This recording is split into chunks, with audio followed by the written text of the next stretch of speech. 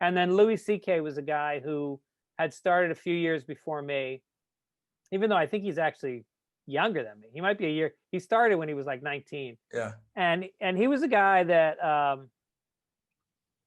didn't give a shit. Like he did jokes that were absurd. Like nobody else was doing these kinds of jokes. He was like, he was like acting things out and making noises and doing absurdist kind of stuff.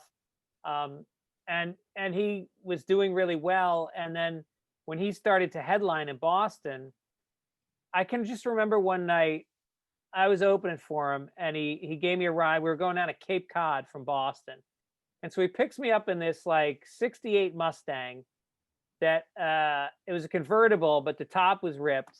And he had just gone to Tower Records and he had shoplifted a bunch of cassette tapes.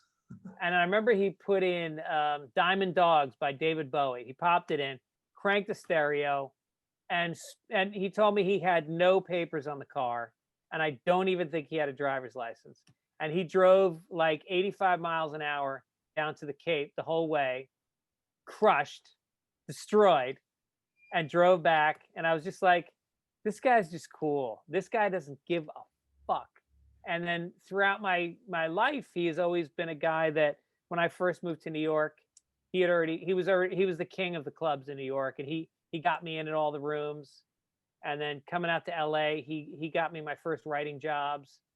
And he was just always did it without playing by the rules. And he always did it without looking like he was never asking anybody for something. He was just making his short films the way he wanted to make them. Yeah. Um, not going to college. His mother had money for him for college, and he used it to make a film instead.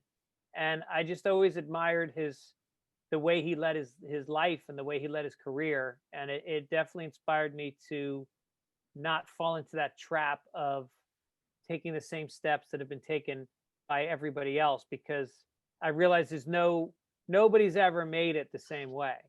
Everybody, one guy starts off and he's doing clubs, and then all of a sudden he gets booked in colleges, and then he starts using props, and then he moves to New York and he starts booking commercials to pay the rent while he's doing stand. Like you gotta find your own way and what turns you on and what keeps you feeling authentic.